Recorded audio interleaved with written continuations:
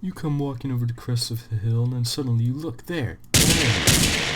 Although you shoot at him, he runs away quickly. You see where he went, but as you run, the terrain stops you, slows you down, and you are put in a tough position. And you run, and then you're stuck in the water. The water, and you kind of get stuck there, and all of a sudden, by the time you get over here, he is gone, nowhere to be found. Why is this a problem? Because you got stuck in this water in these low spots where it is hard to move. We're going to move on to the next part of our tutorial where you're trying to modify your terrain to help you. As I said before, roads are very valuable. You want to make the ground as flat as possible. Instead of walking up like this, you want to make forcibly a stairway. So there. There.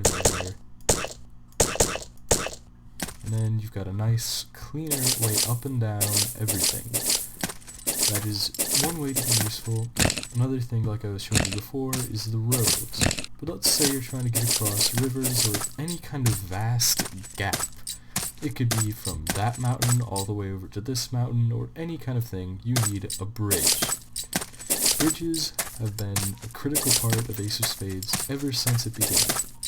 Why? Because there is water to get across, there are huge air spaces to get across, and I'm just going to show you some simple bridges, but I have seen people build bridges from here to there with full support structures and everything that you can think of. Here is a very easy bridge form.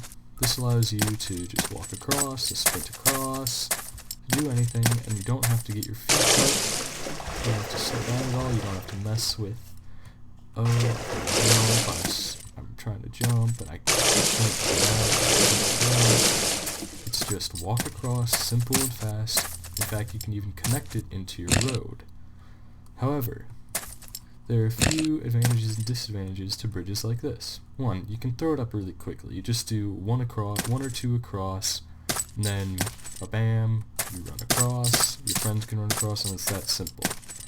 However, if you want to be better, you can build walls. Like I was showing you before, way back before, and also in the road, crenellations provide excellent support and coverage for walls where you can get across bridges.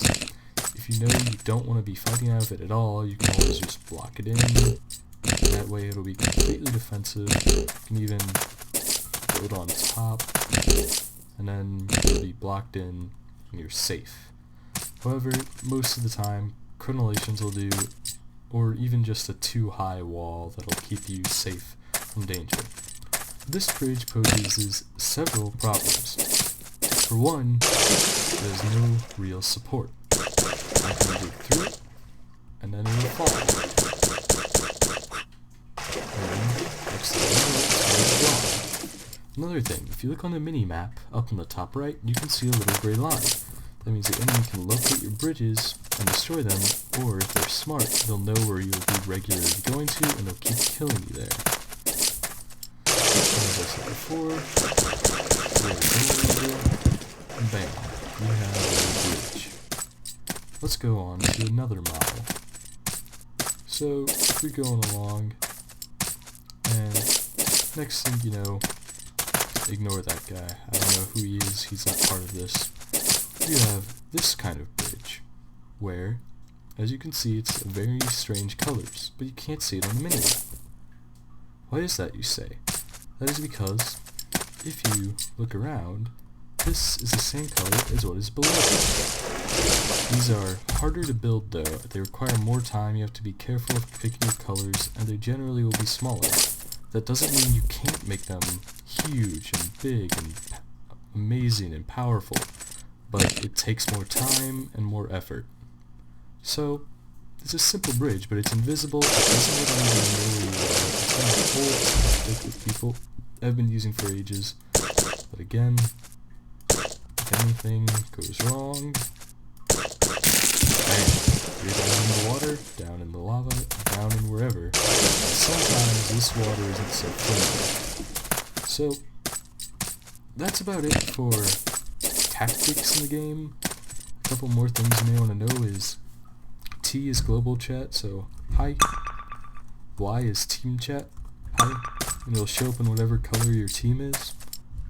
Tab shows the 0 and 3 show your score, 0 out of 3, and that's capturing the intel, which is on the map. If you press M, it's the little targets which you pick up and bring to the red cross of your color.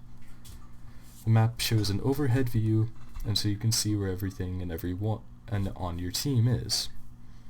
Other things you may want to know is that comma allows you to switch teams. See, press comma, press 1, and now after a small wait I will be on the blue team. In the meantime, normally you can move the mouse around, click to change who you're watching, but there's no one else in the server, so that's how it's going to work. And voila, I am on the blue team. I am completely across the map, and if I kill myself, as I will in a minute, you'll see that I'm blue. The other thing you want to know is weaponry. Rifle is a very long-range weapon. It's a small kickback, but you can easily aim. Most of the time, it's not going to be a huge deal. You're going to be looking for headshots, something that'll kill in one hit. If someone's weak, press R to reload. It has mediocre reload time. Nothing too good, nothing too bad. Most of the reload times are about the same, so not a huge deal. And then, next thing you're going to want to know, and it also penetrates blocks and 2 shots. Next thing, you press period to switch. As you can see, there are 3 different weapons. Number 2, there is the machine gun, the submachine gun, technically. Yeah, bloomy. And then, see a spawner there. You aim down sight. It's similar. The little red dot's always there. There's very high kickback, but it is fully automatic. As such, it is built for close range encounters, and some strategy you can use is, if anyone's ever played Metro 2033 or other video games where guns burn out, shoot a couple times, re-aim, shoot, and that way you don't really get off target. It slows down your rate of fire a bit, but still, I mean, sometimes it's better, sometimes it's worse. It still penetrates blocks. A little slower. You can see it takes 3 shots instead of 2. So, but you can use it, say there's a little wall here that someone's hiding behind, you can just, walk up and be like, and then they won't know what hit them, so that's always good. Again, press R to reload. A little bit longer, I suppose, but overall, it works out. Excuse me. And we're back, sorry about that, but back to the machine gun. Overall, it's an okay gun, but you only really want to be using it for close range encounters, because not only does it kick back, but the bullet isn't very accurate, and you can see it's flying kind of all over the place here. While close, it does the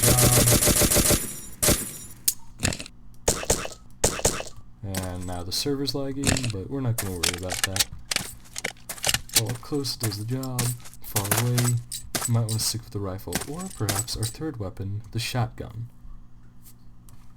Come on, you stupid son of a server.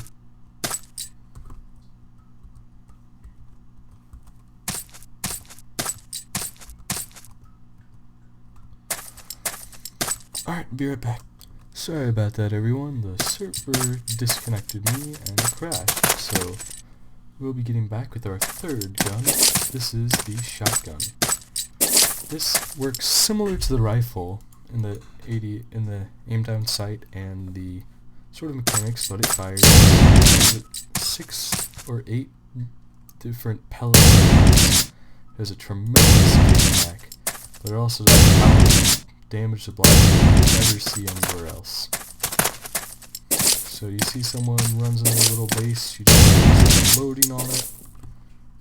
Reload. It also loads 1 shot at a time, unique to but sometimes kind of mow down bases, and then the next thing you know, you are sitting there and you got a very machine gun in your face, and BAM! You're dead. Looks like we've uncovered a bit of a tunnel here, but that's not important right now. The shotgun is one of the best weapons in the game. Well, you know, I think all three are equally good, they're just for different situations. The shotgun is often claimed to be overpowered, which is accurate. I mean, look, I still get easily from this far away. However, it is very hard to hit moving players, and even standing still players, depending on how the spread is, which is random each time.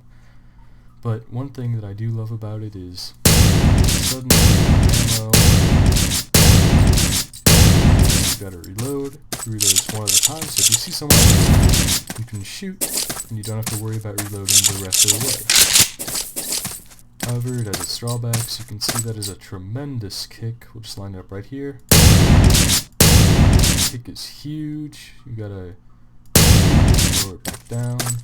Clip size is the smallest also, so you have to be careful and conserve your ammo a little bit.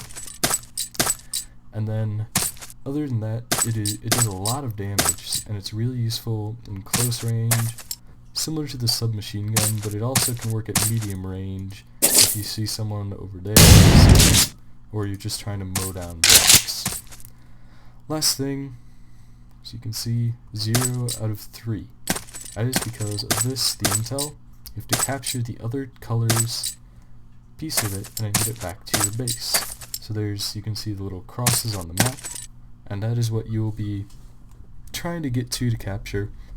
And then that is the most common game mode, as far as I see, is capture the flag, capture it, and then you take it back to your base, and then it gives you a point. In this case, you try to get 3 points, and then it's game. Another thing, you'll notice blue on the left side is mountainous, while green on the river side is river. In any randomly generated map, this is how it's going to be. Rivers for the green, mountains for the blue, and then you have to work differently depending on which one you are. For the green, you're probably building more forts up, building more bridges, doing more of that kind of stuff. For the blue, you're probably digging into the forts, building natural forts in the mountains. You're also probably digging a lot of tunnels, and then you want to use everything. So yeah, the little stuff on the bottom right is from people who were in the server before me, so that's that. And then sorry about that, I have a cold right now. I'm taking plenty of drugs to deal with it, all perfectly legal of course. But other than that, last things you want to note is that I'm not wearing hockey pads. In fact, you're not wearing anything to protect yourself. It's really easy to die in this game.